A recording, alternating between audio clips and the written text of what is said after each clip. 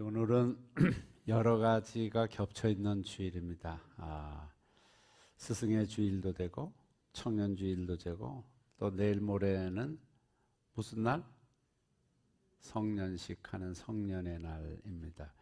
5월 셋째 주에 성년식이 있습니다. 이 모든 것이 가정과 관계돼서 집약되어 있는 주일입니다. 그래서 제가 청년에 대해서 한번 또 인터넷을 통해서 찾아봤는데 요즘 청년들의 모습을 보며 정말 안타까운 마음을 금할 길 없습니다. 우리 잠깐 한번 영상 한번 보실까요?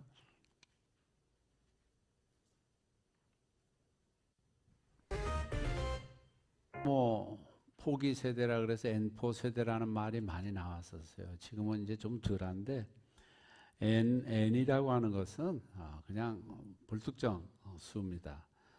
그때 숫자만 넣으면 돼. 처음엔 3포 세대라 그랬습니다. 3포 세대에는 처음 나올 때 너무나 그럴듯했어요. 연애를 포기해야 되고 결혼을 포기해야 되고 출산을 포기해야 되는 세대다 그랬는데 그 다음에 5포로 바뀌었습니다. 집을 포기해야 되고 경력을 포함하여 이 5가지를 포기해야 돼요. 그 다음에 이제 마지막에 나온 것이 아까 영상에도 나왔습니다. 꿈포 세대입니다. 무엇을 포기해야 되는 거죠? 꿈포 세대는 뭐를 포기하는 거죠? 참 이게 얼마나 참 안타까운 상황. 꿈을 포기해야 됩니다. 젊은이들이 왜냐 그러면 도전하고 수십 대 1 경쟁에서 계속 밀리고 이러다 보니까 꿈을 가져도 되는 것도 아니고 꿈을 가질 수도 없는 그런 시대가 된 거였어요. 그래서 꿈포 세대라는 말까지 나오게 됐습니다. 근데 성경에 보면 신앙의 위인들은 주로 N포 세대였다는 우리 세문안교회 목사님 글을 제가 읽은 적이 있는데요. 태어나자마자 나일강에 버려진 누구? 제가 그랬습니다. 또 형들에게 배신당하여 하루아침에 노예가 된 누구? 요셉. 전부 포기할 수밖에 없는 그런 삶에 그들이 가 있었습니다. 그래서 고린도전서에 나와 있는 말씀이 사실인 것 같아요. 형제들아 너희를 부르심을 보라. 육체를 따라 지혜로운 자가 많지 아니하며 능한 자가 많지 아니하며 문벌 좋은 자가 많지 아니하며 가진 것이 없어요.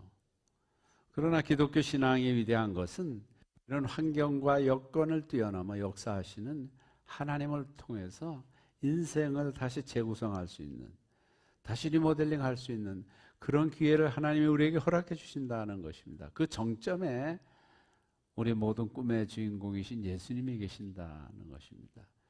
예수님께서 그곳에서 예수님이 전혀 전형적인 흑수저였습니다. 지금으로 말하면 모든 것을 포기해야 되는 포기할 수밖에 없는 상황이었습니다만은 그러나 그 예수님께서 제선한 가문도 아니고 예루살렘 출신도 아니고 시골에 이름 없는 목수의 아들이었습니다만은 그러나 그것을 뛰어넘어 역사하시는 하나님의 은혜로 예수님께서 인류 구원의 위대한 사역을 잘 감당해내셨습니다. 제가 늘 청년주일만 맞으면 하나님 앞에서 우리가 어떤 모습으로 다시 태어날까, 다시 세워질까? 저는 지금의 모습은 싫어요. 옛날엔 좋았는데 제가 아프고 난 다음부터는 지금은 좀 아닌 것 같은 생각이 들어요. 좀 더 젊은 한 10년, 20년쯤으로 돌아가서 그래서 많은 사람들이 하나님 나라에는 우리가 모두 청년 시대의 모습으로 가장 아름다웠던 때, 가장 건강했던 때 그 모습으로 다시 태어날 것이라고들 말하고 있습니다. 여러분 믿으세요? 여러분 지금 모습 가지고 너무 낙담하거나 절망하지 마세요. 하나님께서 다시 예전의 모습으로 가장 좋았던 모습으로 우리를 다시 세워주실 것이기 때문에 그렇습니다. 천국에서 여러분 혹시 좀 못 알아보지 마세요. 너무 달라져 있을 거니까. 왜냐 그러면 20대, 30대 때의 그 멋있던 모습, 멋있지 않았나? 하여튼 그런 모습으로 다시 태어날 것이기 때문에 그렇습니다. 가장 힘있고 가장 아름답고 그런 모습으로 우리 선배님처럼 비천덕 씨의 청춘 예천처럼 청춘의 모습으로 다시 그곳에 있을 것입니다. 모세를 한번 보세요. 신명기 34장 7절에 보면 전 이 말씀 보면 너무 부러웠어요. 또 옛날에 저도 그렇게 될 줄 알았어요. 모세가 죽을 때 나이 몇 세? 120세였으나 그의 눈은 어때요? 흐리지 아니하였고 기력은 쇠하. 그 건강한 젊음의 모습으로 모세는 끝까지 하나님 앞에서 사시다가 하나님 나라에 간 사람은 죽을 때까지 120세까지. 여러분 주위에 있는 분들과 한번 인사 한번 할까요? 죽을 때까지 이렇게 삽시다. 시작. 죽을 때까지 그 모습 그대로. 믿습니까? 안 믿는 분들이 계신 것 같아요. 죽을 때까지 지금의 모습으로 사세요. 그래서 그렇게 되어야 제가 뭐 건강은 나름대로 굉장히 자신했던 사람 중에 하나인데 작년 금년에 이르러서 사고도 있었고 어려움도 있었고 하면서 이제 자신하실 수도 없고 자만하지도 않습니다. 오직 하나님의 은혜 주신다면. 우리 아까 부른 찬송 가운데 내 삶에 당연한 것 하나도 없지만 당연한 것 없습니다. 우리가 내일을 또 살아야 된다는 당연함도 없습니다. 하나도. 요즘 일도라는 말 많이 하죠. 단 일도 없습니다. 당연한 게 없어요. 다 무엇입니까? 하나님의 은혜입니다. 은혜. 우리 박은혜 자매 이름이 너무나 많이 불려져서 은혜가 좀 많았어요. 우리 교회 은혜가 좀 많았으면 좋겠어요. 우리 다음 세대들 아이들 나면 은혜를 좀 많이 만들어 주세요. 은혜가 많은 교회, 은혜가 풍성한 교회 되면 얼마나 좋겠습니까? 그렇습니다. 하나님은 오늘 모세를 부르실 때 일상생활 가운데서 부르셨습니다. 특별한 기회, 뭐 기도원이나 수련회나 뭐 그런 데서 펄펄 뛰는 데서 부르지 않으셨습니다. 오늘 3장 1절에 보면 모세가 그의 장인 미디안 제사장 이드로의 양떼를 치더니 양떼를 칠 때였습니다. 여러분 그 참목자상이라는 책에 보면 양떼를 치는 것이 얼마나 힘들고 참 구차스럽고 힘든 일인지를 거기 잘 기록하고 있어요. 양떼를 칠 때 하나님께서 부르셔서 하나님의 산 호렙에 이르렀다 이렇게 말씀하시고 계십니다. 그래서 광야에서 양떼를 칠 때 하나님께서 그를 부르셨다는 겁니다. 때가 되면 하나님 부르시는데요, 그것이 우리의 일상의 삶 가운데서 부르신다는 것입니다. 매일매일의 일상에서 그 일상을 하나님께 올려드릴 때 하나님께서 부르셔서 하나님의 사람으로 세워주신다는 것입니다. 그 하나님을 만나는 것이 우리의 과제이며 우리의 삶입니다. 그러고 보면 매일매일의 말씀의 묵상을 통해서 크고 작은 하나님의 임재를 느끼고 또 우리가 묵상하고 결단한 대로 하루하루를 살아가는 그 일상 가운데 하나님이 우리를 부르신다는 것입니다. 모세도 마찬가지입니다. 이드로의 양떼를 칠 때 이건 내 양도 아닙니다. 매일매일의 반복된 생활입니다. 최고의 학문과 참 이집트 왕자로서 살아갈 때 하나님은 그를 부르시지 않으셨어요. 이방 제사장인 이드로의 양떼를 칠 때 그곳에서 하나님이 그를 부르십니다. 그래서 매일매일의 반복된 생활은 똑같을 것입니다. 장인의 양떼를 치는 것, 그 삶이었습니다. 다른 사람들은 모세가 만난 하나님의 임재를 경험하지 못합니다. 그러나 그때 모세는 하나님께 부르심을 받습니다. 호렙산 방향으로 나갑니다. 쭉 시간이 어느 정도 걸리는 긴 거리였습니다. 이때는 아마 모세가, 여러분 이때가 모세가 몇 살 때였죠? 약이 아니에요. 정확하게 80세입니다. 80세면 사실 청년이라 해야 될까요? 장년이라 해야 될까요? 노년이라 해야 될까요? 뭐 여러분 마음 놓고 부르셔도 좋습니다.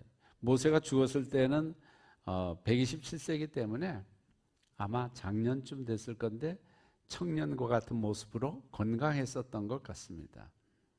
그때 모세를 부르셔서 평생 청년처럼 살다가 청년처럼 죽었다는 것을 보여주고 있습니다. 그래서 모세가 죽을 때 그의 눈에 흐리지 아니하고 아까 보신 것처럼 전혀 몸에 아무런 문제가 없이 하나님께서 그렇게 그를 불러주셨다는 것입니다.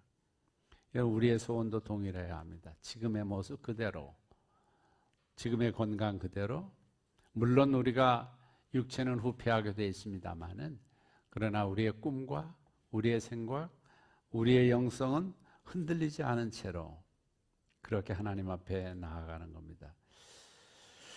여러분, 일상이 소중합니다. 여러분들의 일상 가운데 하나님은 여러분들을 부르셔서 지금에 있게 하셨고, 또 지금 일상 가운데서 또 하나님은 여러분들에게 부르셔서 사명을 더하여 주실 것입니다. 그리고 그 일상 가운데 하나님은 우리를 만나 주실 것입니다.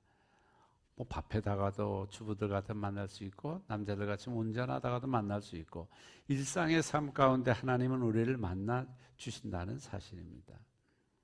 코로나라고 그럭저럭 소일하지 마시길 바랍니다. 이러한 때 어려운 시점이지만 하나님께서 우리를 부르셔서 하나님의 사람으로 만나 주신다는 것을 기대하며 나가시기를 바랍니다.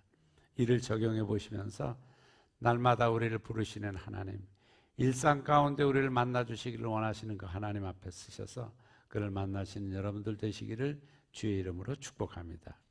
3절에 보면요, 그렇게 부르시는데 모세가 이르되 내가 돌이켜 가서 이 큰 광경을 보리라. 이제 떨기나무에 불이 붙었는데 타지는 않는 거예요.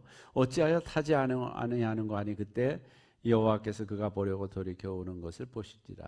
하나님이 떨기나무 가운데 그를 불러 이르시되 모세야 모세야 하시며 따라서 모세야 모세야. 이 두 번입니다. 두 번은 거기에 특별한 애정과 호의, 이런 모든 부분이 담겨져 있는 게 되게 두 번입니다. 여러분, 자녀들 부를 때 되게 한 번 부르죠.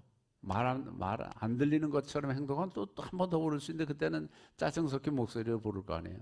근데 지금 하나님께서 모세를 모세야 모세야 부르십니다.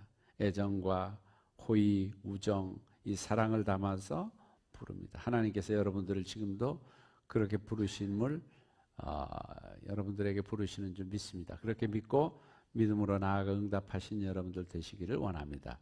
그래서 호기심을 가지고 나아갔더니 하나님이 거기서 말씀하십니다. 내가 선 곳은 거룩한 땅이니 내 발에서 무엇을 벗으라?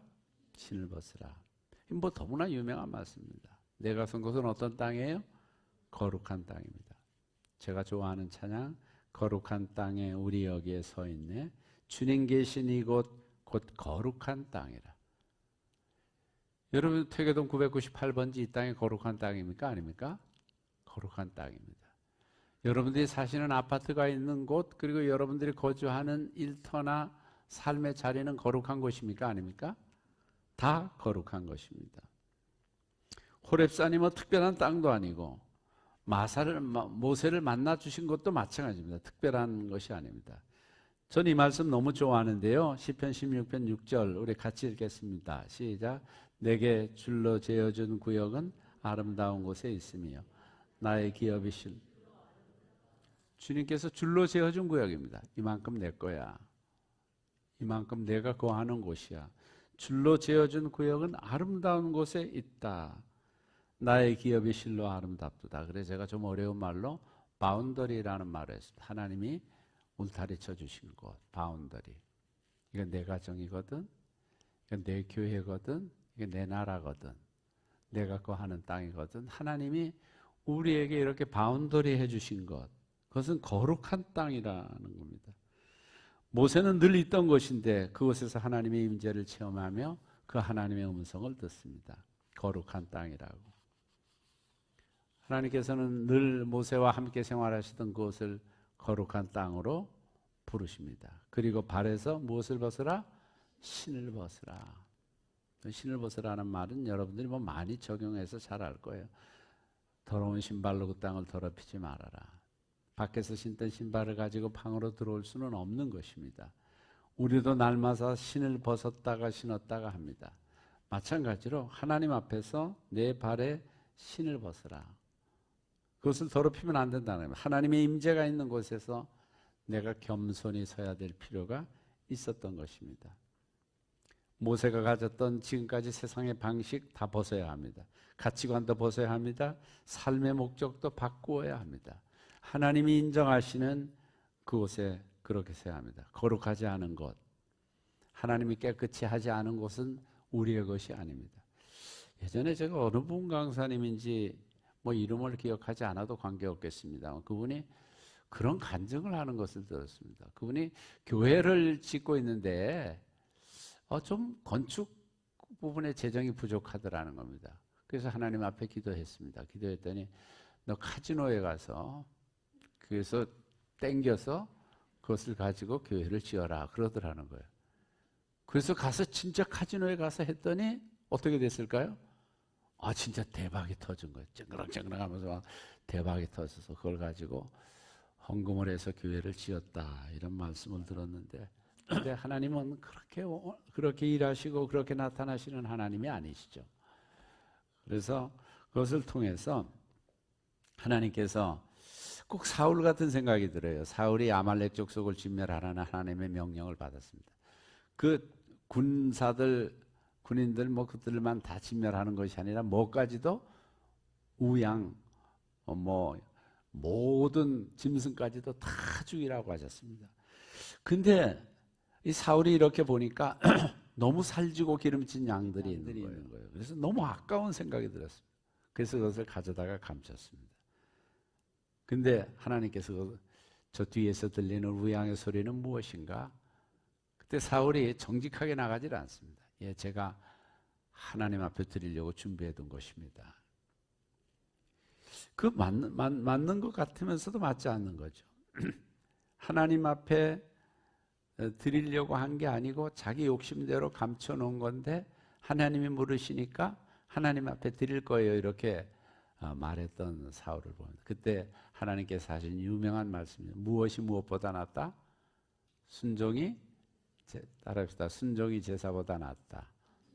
근데 하나님께서 하나님의 말씀에 순종하는 것이 기름진 우양으로 제사 드리는 것보다 낫다고 말씀하셨습니다.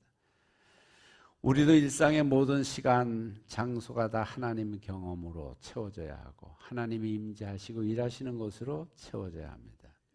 그리고 주권을 다 내려놓아야 합니다. 신을 벗어야 합니다. 그 앞에 하나님 앞에 정직하게 서야 합니다. 그리고 마지막으로 하나님의 부르심에 응답해야 합니다. 하나님의 부르심에 응답해야 합니다. 부르심에 4절에 보면 여호와께서 그가 보려고 돌이켜 있는 것을 보시니라. 하나님께서 떨기나무 가운데서 그를 불러 이르시되 모세야 모세야 하심에 그가 이르되 내가 여기 있나이다. 다시 내가 여기 있나이다. 너무 쉬운 말 같아요. 모세야 내가 여기 있나이다. 이 부르심에 응답하는 모세를 보는데 내가 여기 있다고 하는 것은 내 삶을 하나님께 드리겠다고 하는 것, 하나님 앞에 살겠다고 하는 그 모든 결단이 거기에 포함되어 있는 말씀입니다. 내가 여기 있나이다. 여러분 아브라함도 마찬가지입니다. 하나님이 아브라함을 부르실 때 아브라함이 이르되 내가 여기 있나이다. 사울도 마찬가지입니다. 사울아 사울아 하면서 부르니까 내가 여기 있나이다. 다 내가 여기 있나. 하나님의 부르심 앞에 내가 여기 있나. 너무 많아서 말씀 다 드리지는 않겠습니다. 여러분도 성경을 보시면서 내가 여기 있나이다 하는 그들의 결단을 보게 됩니다. 지금도 하나님은 여러분들을 부르십니다. 부르셔서 하나님께서 여러분들을 사용하시고 여러분을 통해 일하시기 원하십니다. 믿습니까? 그래서 누구야 부르십니다. 그때 우리의 대답은 뭐예요? 내가 여기 있나이다. 내가 여기 있나이다. 나를 사용하소서. 나를 통하여 일하소서. 그래서 하나님께서 그를 거룩한 땅으로 부르십니다. 그때 하나님께서 꼭 하신 말씀이죠. 내가 선 곳은 거룩한 땅이니 내 발에서 신을 벗으라. 신. 여러분 신하면 누가 생각나요? 마르코스 부인 이멜다. 이멜다는요 신발이 3,000컬레였다고 합니다. 그 3,000컬레를 어떻게 신죠? 그래서 이멜다의 신발 그랬는데 마르코스의 아내는 신발이 3,000. 그의 자존심이었고 자기의 부를 과시하는 수단이었고 자기의 취미였습니다. 그러나 하나님 앞에서 이런 건 다 무용지물입니다. 그럼 신발이 많은 분들 있죠. 필요에 따라서 신발을 여러 개 신을 수도 있습니다. 그러나 이렇게 3,000컬레씩 되는 그것은 결코 바른 것이 아닙니다. 그래서 우리에게 필요한 것은 단 하나의 신발이지만 하나님 앞에 헌신하며 나가설 수 있는 그 신발이 우리에게 필요합니다. 요즘 코로나 이후 크리스찬의 사명, 책임이 매우 약해지는 것 같아서 좀 안타깝습니다. 여전히 하나님은 살아계시지만 그 역사 속에서 개입하시지 않으시는 것처럼 느끼면서 코로나 시대에 위축되어 있는 우리의 모습을 봅니다. 이때 하나님은 우리를 부르십니다. 제가 영상을 하나 보여드릴 텐데 우리 교회에서 있어지고 있는 한자 교육 영상입니다. 여러분 아마 밴드에서 보셨을 줄 아는데 너무 좋더라고요. 한자. 영어라면 몰라도 한자입니다. 한번 보세요. 뭐 다 보셨을 줄 아는데.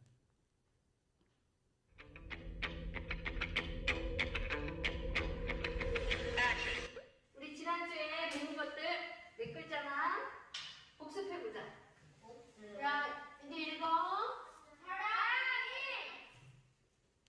애들이 엄청 잘해요.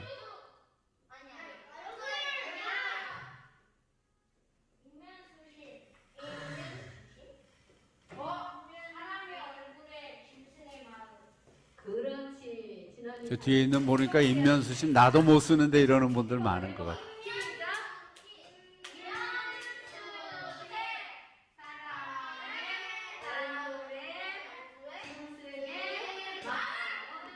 사람이 얼굴을 하고 짐승의 마음을 가지고 있으면 될까 안 될까?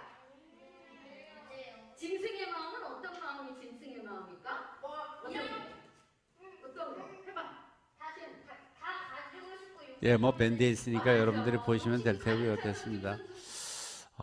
제가 왜 이걸 여러분들에게 보여드리냐 하면 잘 다 보신 걸 텐데 무언가 우리가 코로나 시대에도 다음 세대를 위해서 할 수 있는 일을 좀 해야 될 것 같아요. 영어 잘하시는 분 영어도 가르치고 우리 권사님 한문 잘하시는 분은 한문도 가르치고 수학 잘하시는 분은 수학도 가르치고 여러 가지 방법을 통해서 우리 다음 세대를 세워가는 일에 또 젊은이들을 세워가는 일에 우리가 마음을 다해야 되리라고 믿습니다. 그래서 이것이 하나님이 우리를 이 시대에 부르신 하나님의 뜻이다 생각하고 다음 세대와 젊은이들을 세워가는 일에 헌신하시는 여러분들 되시기를 주의 이름으로 축복합니다. 기도합니다. 하나님 그렇습니다. 우리는 지금 모세처럼 부르시는 하나님의 음성이 있는 것을 잘 듣지 못할 때가 있습니다. 무뎌지고 그 영적 감각이 참 둔해져서 하나님이 부르심에도 불구하고 응답하지 못하고 있는 부분들이 있습니다. 우리를 부르시는 그 부르심에 정직하게 서서 응답하고 나가고 내 발에서 신을 벗으라 했던 것처럼 겸허하게 서기를 원합니다. 그리고 우리에게 맡겨주신 그 사명 잘 감당해 나가는 저희들 다 되도록 인도해 주시기를 원합니다. 다음 세대를 위해서, 젊은이들을 위해서, 청년들을 위해서 우리가 해야 할 일들을 잘 감당하게 하셔서 우리 교회에서 배운 많은 젊은이들이 세계 곳곳에 나가서 하나님 복음을 위해서 귀히 쓰임 받을 수 있도록 축복해 주시옵소서. 청년주의를 맞아 우리 교회 청년들을 특별히 기억해 주시고 그들을 세워주시기를 원합니다. 필요한 곳에 파송하시기를 원합니다. 들어 사용해 주시기를 원합니다. 잘 훈련되어 있습니다. 그들이 나가 일하는 곳마다 하나님께서 그들을 통해서 놀라운 일들을 하실 것입니다. 그런 은혜를 우리 젊은이들에게 허락해 주시옵소서. 예수님의 이름으로 기도드립니다. 아멘.